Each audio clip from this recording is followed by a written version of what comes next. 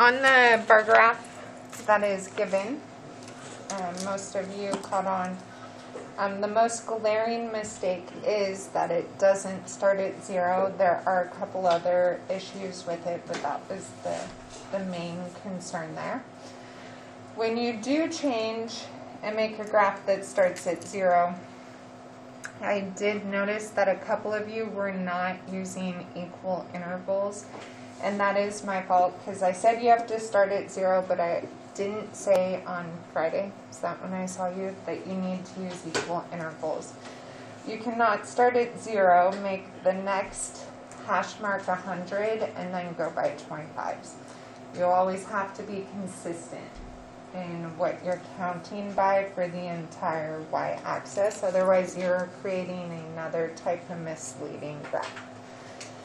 So when Shelley created the new bar graph, you can see that the difference between week 1 to week 4 really isn't as drastic as they like to make it look with that misleading graph. Any questions before we get into today's notes? So today we're going to learn how to make stem plots, which for some of you might be a review. Dot plots also might be a review. And then we're going to talk about how to describe data using the acronym SOCS. So we're going to start with stem plots.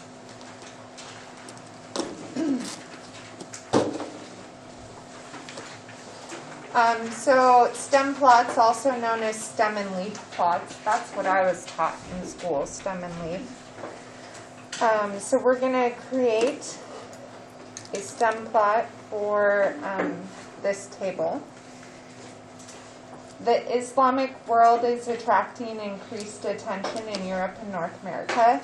The table below shows the percent of men and women at least 15 years old who were literate in 2002 in the major Islamic nations. So we have the countries listed. The middle column tells us what percent of females 15 and older were literate. And then the last column tells us the percent of males that were literate. So we're going to create two stem plots, one to display the percent of females, and then another one that displays males. So I'm going to do females, show you guys how it's done, and then you get to try it on your own with the males. So I'm going to do female over here. I'm lazy, so I'm going to use this symbol for female. So with a stem and leaf plot or stem plot, you have one side that is going to be your stem, and then the other side is going to be your leaves. So you are going to have a line down, kind of like a T-chart. So since we're working with percents, the highest we could have is 100, the lowest we could have is 0. So I'm going to create my stems to be the tens place. So I could have zeros, anything in the tens, 20s, 30s, 40s, 50s, 60s, 70s, 80s, 90s, and then because we could have 100, I am going to put a 10 there. The leaves are my ones places. So I'm going to go through and I'm going to put them in order. I work in pen. You may want to start in pencil because these are not in order. Your leaves have to be in order. Okay? So, of course I don't, I do have a pencil. So like if I look, I have a 60, so I would put a 0 there. And then if I find another 60, well 60 is not a good example because the next 60 is 63. But just going through, I could end up with them out of order. I always have to have the lower number closest to the stem. In this case, it worked out okay. And then I have another 63. So I put another 3. And you just go through and fill it in. We have a 31. Do I have any other 30s? Nope. I do? I missed it? Oh, there it is. Thank you. Now I don't have to put a huge space and put the 8 way out here. I don't have to do that. I have a 46. But notice that my leaves, I'm trying to keep them lined up so the 8 lines up with that 3. I don't want to make one list really squished together and another one really spaced out. We want to try and make them equally spaced. Is that better, Hayden? I zoomed in for you. Let's see, do I have another 40 in there? I don't think so. Alright, then I have a 71. Another 71. See, and this is where working in pencil is nice because I get to a 70 after that. So I'm going to change this first one to a 0. And then put my 1 there so that they are in the correct order. Then I have a 78. 86. And then I have an 82 and 85, so 2, 5, 6.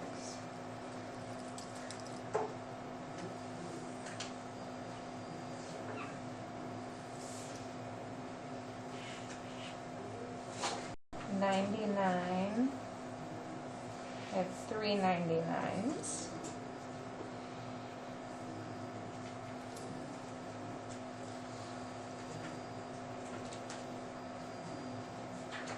Did I already get that 63? I just forget to mark that. 1, 2, 3, 4, 5, 6, 7, 8, 9, 10, 11, 12, 13, 14, 15, 16, 17, 1, 2, 3, 4, 5, 6, 7, 8, 9, 10, 11, 12, 13, 14, 17. So I got them all. Then the biggest thing about a stem plot is a key. I have to have a key that tells me how to read a stem with a leaf. So you don't have to use an actual number from your stem plot, but I'm going to. So 2 with the line and then the 9 means 29.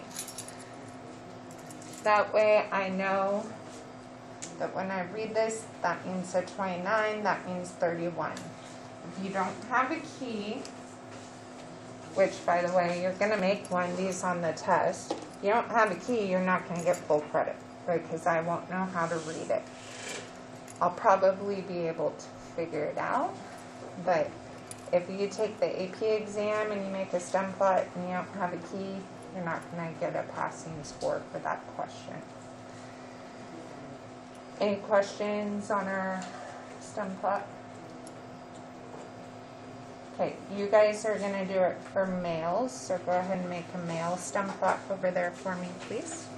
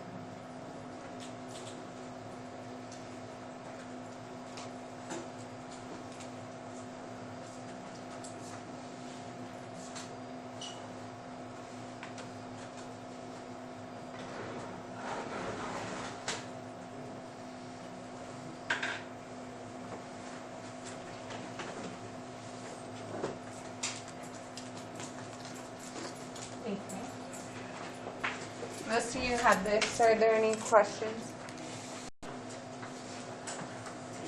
All right, so down below, sometimes it's beneficial to create a back-to-back stem plot to compare data. So we're going to use the same set of data. We're going to make a back-to-back stem plot for the male and female percents. And there's my black pen. So with this, you are making pretty much a T-chart, but the center part is like a tiny little column. So the stems go down the center. So that would be the numbers 0 through 10. Just like it was on the above stem plots. Doesn't really matter which side is male and female. I'm going to put females on the left because I have females on the left up here. Male on the right. So the male chart is actually going to be exactly the same. So I can just copy that down. We had 50, 68, 68, 70, 78, 83, 84, 85, 89, 92, 92, 94, 95, 96, and then 100 3 times. The female is the same except for the leaves. Remember I said the smallest leaf has to be closest to the stem. So like with the 70s on the female, I am going to put the 0 and then 1, 1, 8. So it is backwards when you're doing the back-to-back. So the thing to remember is the smallest leaf has to be closest to the stem.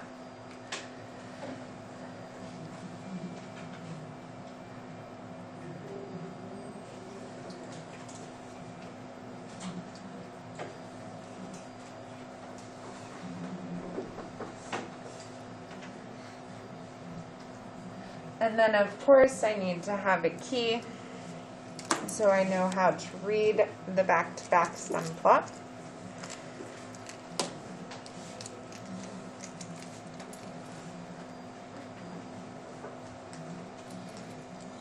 So I'm just going to use 60 and 68.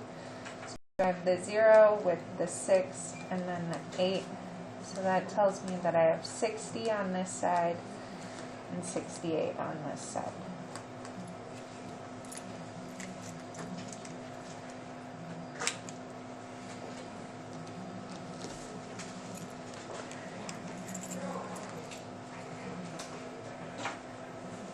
Any questions about stem plots? Single stem plots, back-to-back stem plots. Yes, you can. So for the back-to-back, do we have to put a key on both sides? I suppose if you wanted to, I'd just do it in one statement. That I have my 0/6/8. That means 60 on the left and 68 on the right. Oh, okay. Any other questions?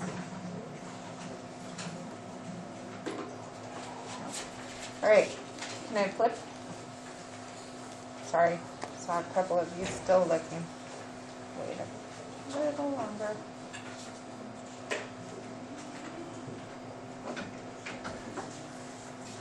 I suppose, yeah. All right, dot plots. So during the course of high school, students earn a GPA that helps determine the school's valedictorian at the end of 4 years. Below is a table that lists the GPAs of a small graduating class. GPAs are rounded to the nearest tenth to make it semi-easier. So we're going to create a dot plot. A dot plot is really just dots above a number line. So I'm going to make my number line. Try to. So we're working with GPAs. So the lowest GPA not passing a single class would be a 0, all the way to a 4.0.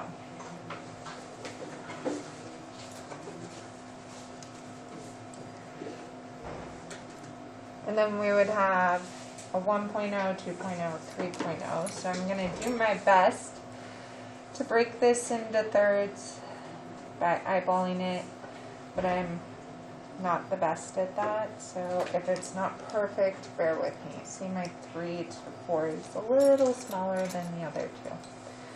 But we're doing it by hand, so it's not going to be perfect. Told us that GPAs are rounded to the nearest tenth, so I'm going to go through and do each tenth. So this would be 0.5, halfway in between, 1.5, 2.5, 3.5, and then that would mean I have 4 little hash marks. I'm not going to label each of them. And again, I do my best to space them out, but I'm doing it by hand, so they're not going to be perfectly equal, but they're going to be pretty darn close.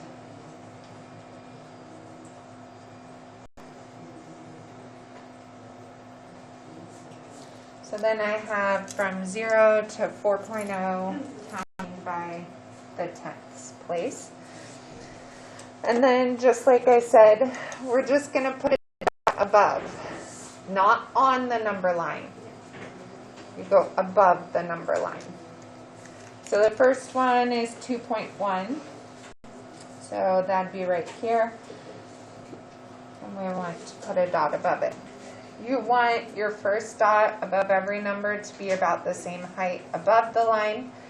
When you have multiple dots, you do need to space them out, and if you have multiple dots on another number, you want to try and make them equally spaced. So 3.0, 3.5, 3.6, 3.5, and I'm not going to keep reading them out loud because you guys can read them and put dots.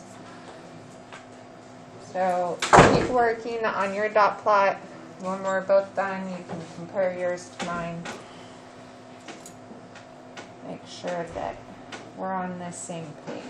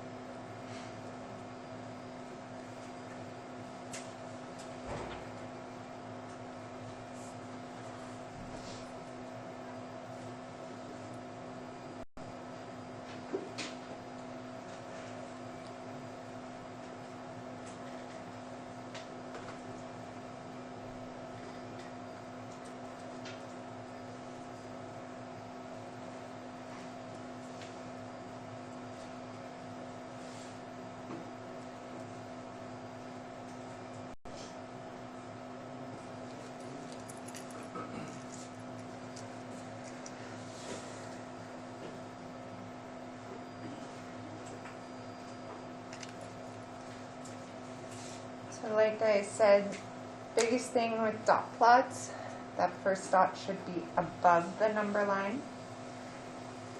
The first dot above a number should be about the same height above another number. You want to try and space your dots evenly.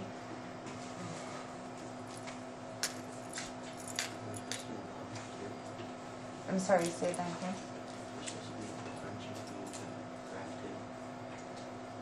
Wait, I'm not sure I'm following your question. Yes. Sorry. Took me a minute. I'm sorry. You should have 40 dots. I couldn't make the whole table fit in one line. So you have 49 students. So you should have 49 dots total. And I suppose I should label this as GPA.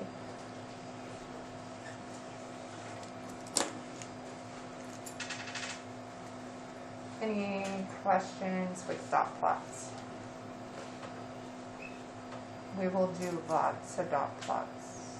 Lots of dot plots. Can I move it up?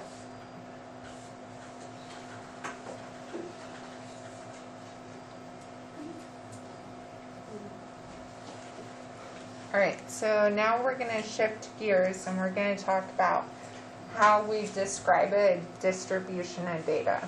So stemplots, that's one way to display a distribution of data. Dotplots is another way. Not tomorrow, I don't see you tomorrow. Wednesday, we will learn how to display data using histograms. And then on Thursday, we'll look at box plots. No matter which graphical display we're looking at, we're going to use the same acronym to help us describe it. And that acronym is SOCS. And SOCS will not go away for the entire year. We'll be in chapter 10, and I'll ask you to describe something, and it means you need to use SOCS. Okay, so don't learn it for this test and then think it's going away. It's here to stay forever and ever and ever. So when you're describing a distribution of data, we're going to look for an overall pattern and then any striking deviations from the pattern. So the acronym SOCS is what I use to help you guys remember what you have to describe. 3 of the letters are used to describe the pattern. 1 of the letters is described to use the deviations from the pattern. So the first S, and honestly, I'm going to say this means something and this means something else. If you switch them, it's really not going to matter. I just always do it in the same order. So the first S, I say, represents the shape.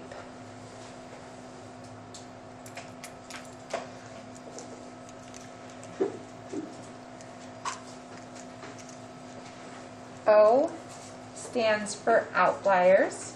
Oops.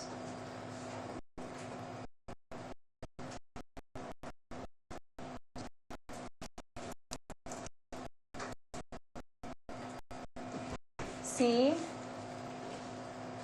center.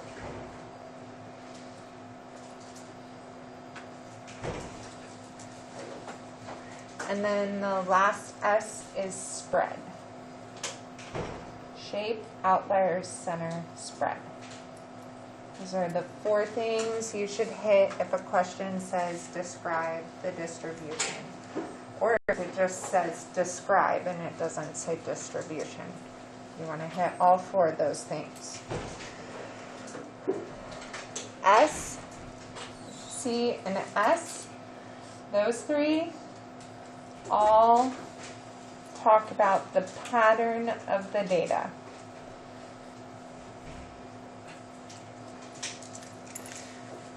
O, outliers, that would be anything that deviates from the pattern.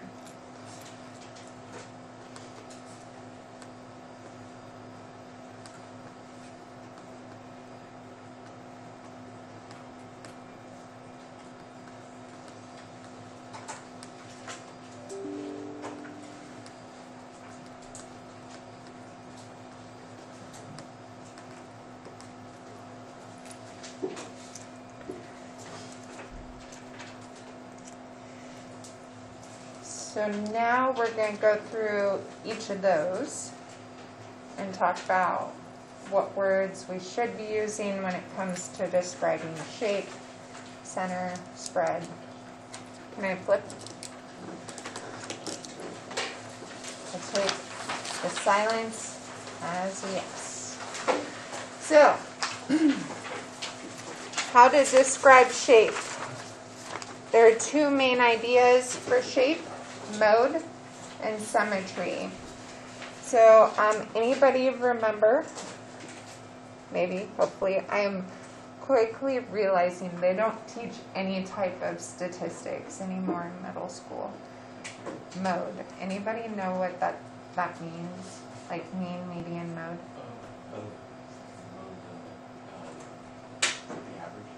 Or no, It's a measurement of average, but it has a certain thing that it means.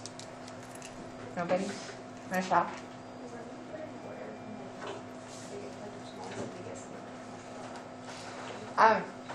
You don't have to put it in order to find the mode. Logan?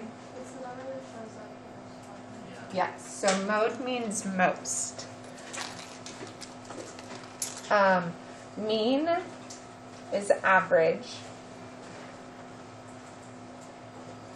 Median is the one we have to put it in order to find the middle. So when we're talking about mode, there's two most common modes that we're going to see when we're looking at the shape of a distribution. And I'm going to use, even though I haven't taught you histograms, when I draw these, I'm drawing bars that touch. Histograms is a lot easier than doing a bunch of dots. So I am going to draw histograms to demonstrate these types of modes and symmetries. And then on Wednesday, we'll actually learn how to make them for data. So there's unimodal, which means I have like a single peak. So I have one high spot. Kind of like our dot plot on the previous page had. We had a high spot at 3.5 GPA.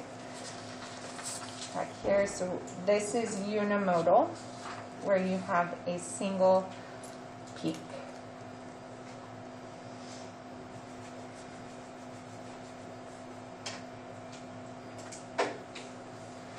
And then the other common mode is bimodal. Of course, you could have more than one or two, because bimodal, bi means two. You could have 3 peaks or even more, but that rarely happens. So unimodal kind of makes a nice like hill shape. Then we have bimodal,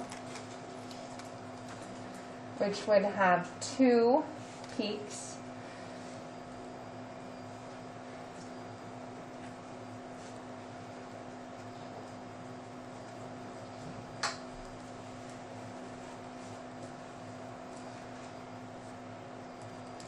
So we kind of get this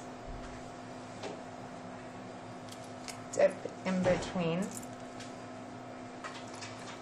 So this is bimodal, 2 peaks.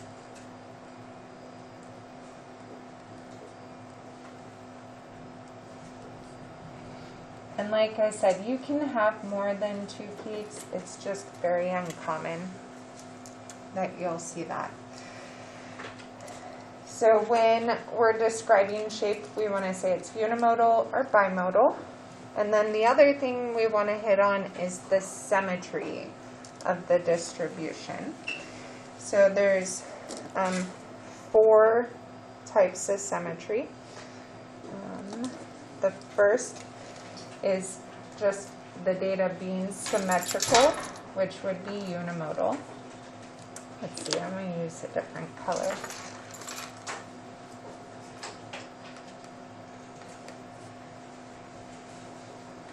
So symmetrical means that we could cut it in half and it's supposed to mirror the other side. So that would be a good example of that is unimodal. We could cut it in half if my picture was perfect, they'd mirror each other. There's uniform, which means that you don't have like a high peak. Everything just is at the same level. So if we were to draw a histogram of that, all the bars would be exactly the same height. So that bar, and it ends up looking like a rectangle with a bunch of lines through it. They're all the same height for the bars.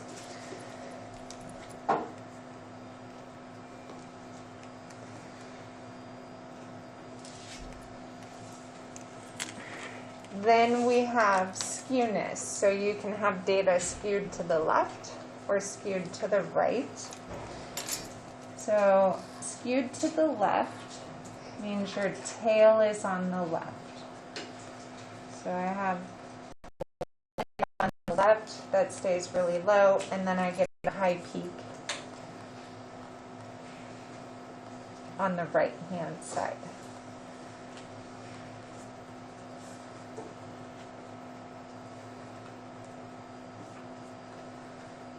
And then it drops off.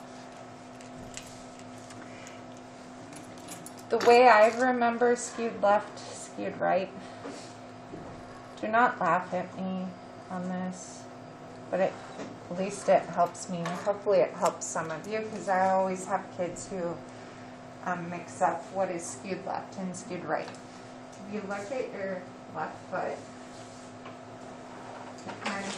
your toes will make that shape. I can't really put my foot up in the air. But your big toe, and then it drops off to the left, right, on your left foot.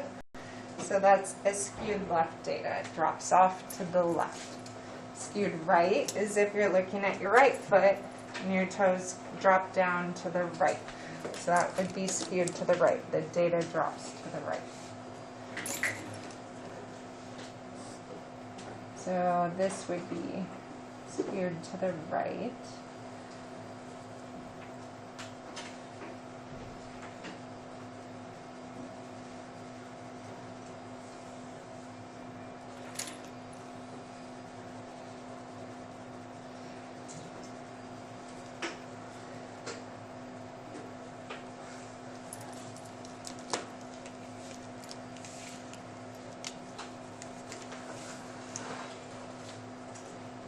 Hayden. Can I go to the bathroom? Yep. And then I kind of drew stuff around it, but I have safety words in there. Okay. Some kids really hate this about statistics, but unless we know every single piece of data, we can't assume things are perfectly unimodal or that they're perfectly symmetrical. So we use safety words to cover our rear. So some of my favorite safety words would be about. It looks about symmetrical, approximately. Can you guys see this color in the back? I started writing with it, and then I thought maybe you can't read it. Hannah, can you read this in the back, the yellow? When it comes to saying something is skewed, I like to say it's slightly skewed or it's roughly skewed, but we throw safety words in there to cover our rear. We can never assume something perfectly follows that characteristic. So safety words are your best friend.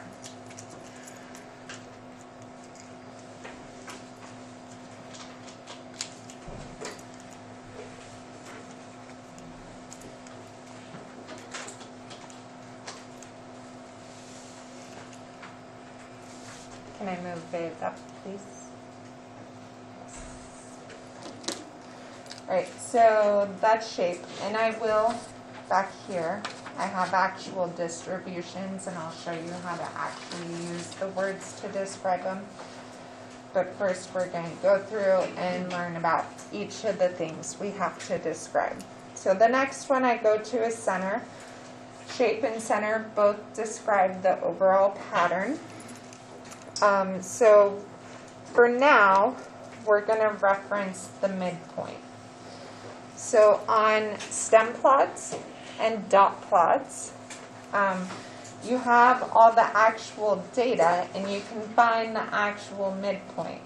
So like with this stem plot that I did here, there were 17 data pieces. So the midpoint would be the 9th data piece. So 1, 2, 3, 4, 5, 6, 7, 8, 9. So it would be that one right there. There's 8 data pieces below it, 8 data pieces above it. So that makes it the midpoint. So I would be able to say that the center on this stem plot is 71. Same thing would happen with dot plots. I have all the actual pieces of data. There were 49 here, so the midpoint would be 25. 24 below, 24 above. I'm not going to count through and actually find it right now. But when it comes to stem plots and dot plots, you can find the actual midpoint because you have all the data pieces in front of you.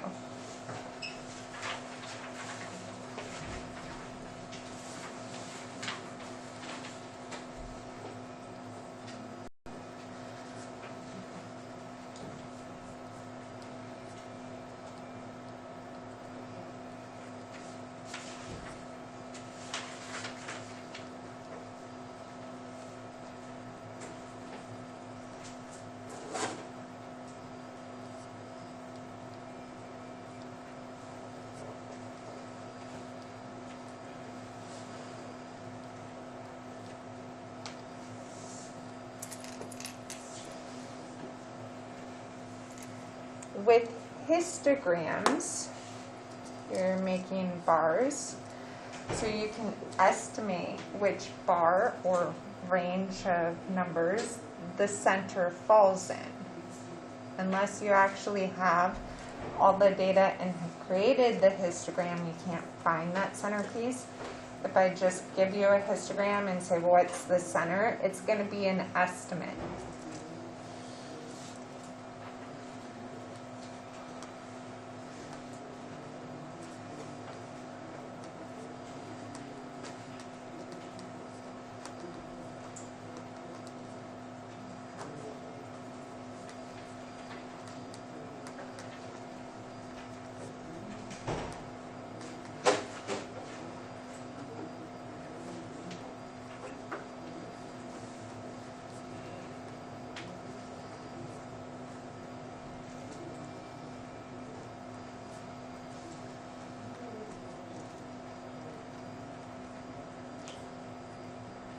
I don't know why I put a space between mid and point, sorry.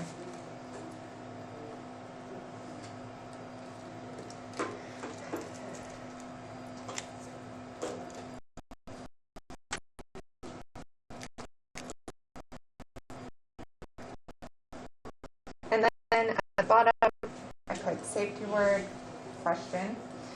If it's a stem plot and a dot plot and you have found the actual center, you don't need a safety word because you know that's the center. If it's a histogram and you're estimating, you need a safety word because you may be slightly off with your estimate. So you would say, I think the center is about 71 or approximately 62. So, yes, if estimating.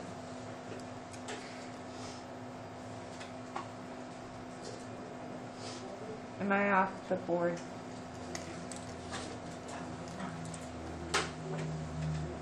I'm going to abbreviate approximately. It's a long word.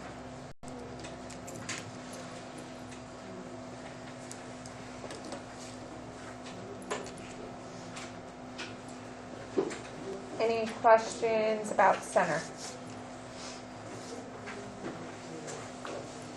Can I flip? Thank you.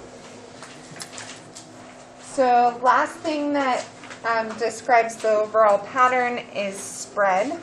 And And we are eventually going to learn different measures of spread, but for now, you guys are just going to use the range to describe your spread. And range, remember, is the difference between the lowest data point and the highest data point. You take the highest minus the lowest.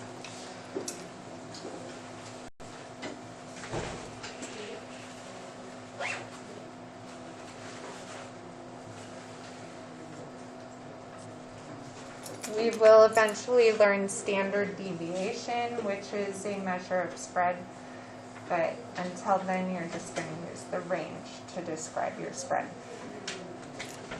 Do we need a safety word? It depends, right? With a stem plot or a dot plot, I would know my actual lowest and highest piece of data, so I wouldn't need a safety word. With a histogram, I'm going to be estimating my lowest and my highest piece of data, so I would need a safety word.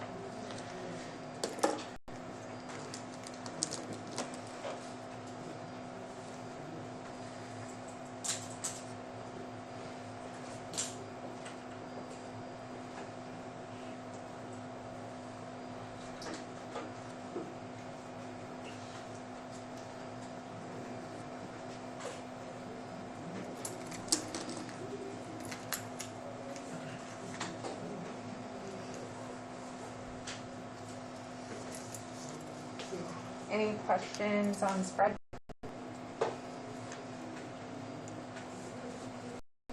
So then the last thing is outliers, which would be looking for anything that doesn't fall in your pattern. When we get to box plots, we'll learn the actual formula for finding outliers. Right now, you guys are just going to look for anything that does not fit the pattern.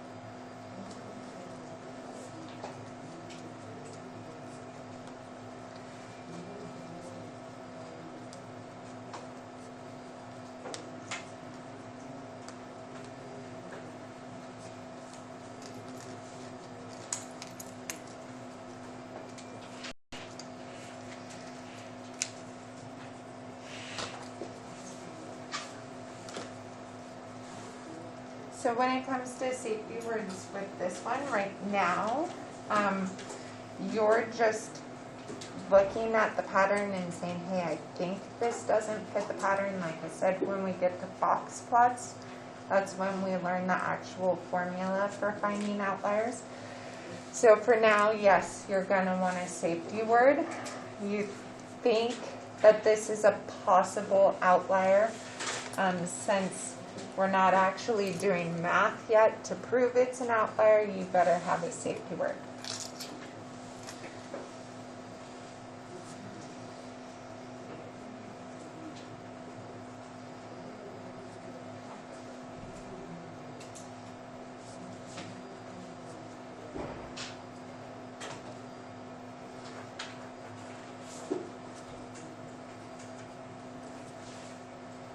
Best safety word is possible. It's a possible outlier.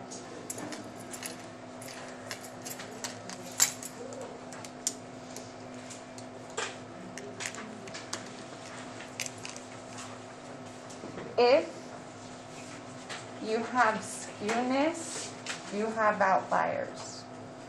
So if your data is skewed to the left or skewed to the right, you have outliers that are pulling it towards the left or towards the right.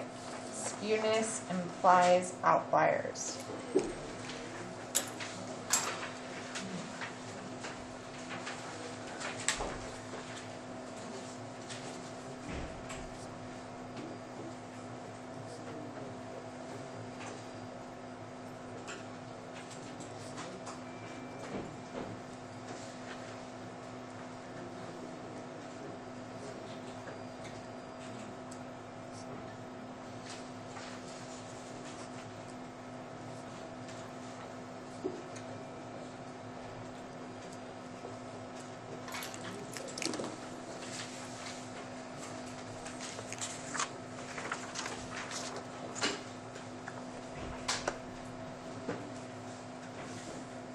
Can I flip? See a couple of you still writing. We'll wait just a little longer.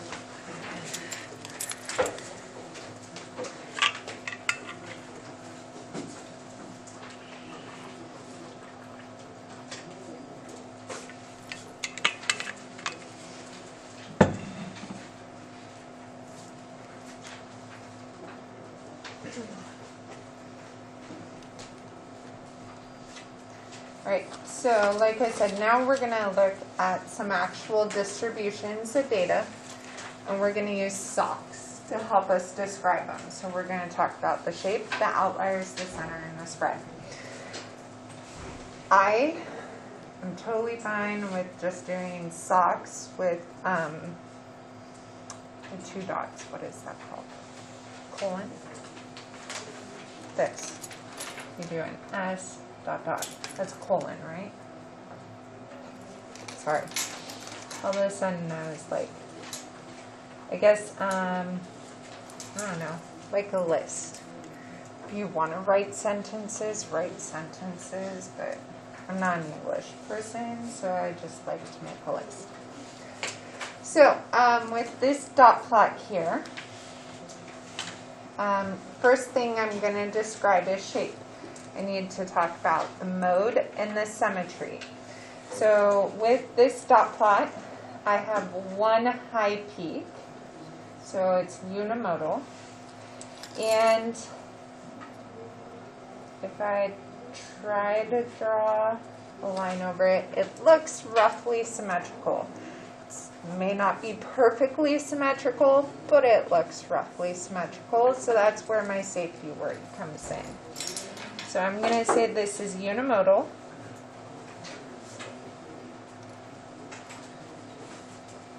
And roughly symmetric.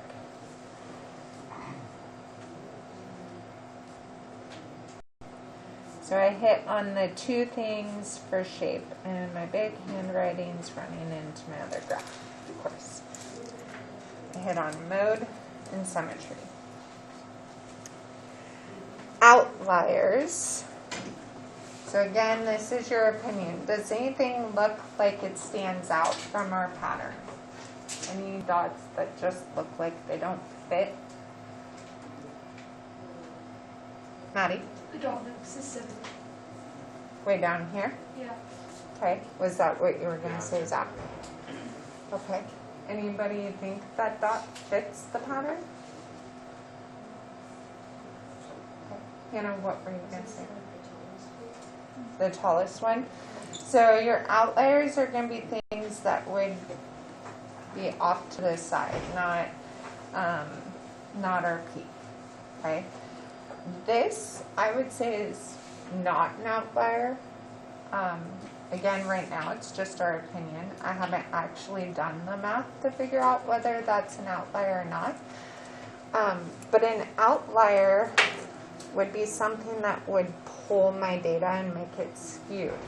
So since when I draw my line over it, it's roughly symmetric, it's probably not an outlier. It would be a bunch of points over here that would make me have a tail to the left or a tail to the right. So I'm going to say most likely none. But like I said, right now, outliers are an opinion thing. The biggest thing, though, is if you have skewed data, you definitely have outliers. Center, we have the data pieces, so we can find the actual piece that's in the middle. So there's 1, 2, 3, 4, 5, 6, 7, 8, 9, 10, 11, 12, 13, 14, 15, 16, 17, 18, 19, 20, 21, 22, 23, 24, 25, 26, 27, 28, 29, 30, 31, 32, 33, 34, 35, 36. What's in the middle of 36? 18. So if you have an odd amount of data, you're going to have a single center point. If you have an even amount of data, you're going to have two center points. So it'd be 18, 19. 1, 2, 3, 4, 6, 7, 8, 9, 10, 11, 12, 13, 14, 15, 16, 17, 18. So those 2 points right there. Now, even though I know which 2 points are my center points, my scale doesn't help me know what it's above exactly, so I'm going to use a safety word. So what would you say that, guys? What would you guys say that is? 84. Tyler says 84. I would agree. It doesn't look halfway in between. It looks closer to 80. But because I am estimating, I am going to put a safety word, approximately 84. And then spread, highest minus the lowest. That one definitely looks like 99. What would you guys say the lowest is? 86 or 66. 66. Okay, let's go with 66. And again, I'm estimating, so I need a safety word. So 99 minus 66. So about, and I'm going to use my squiggle equal sign. That's the same as saying about, so I don't have to write the word about. So my spread is about 33.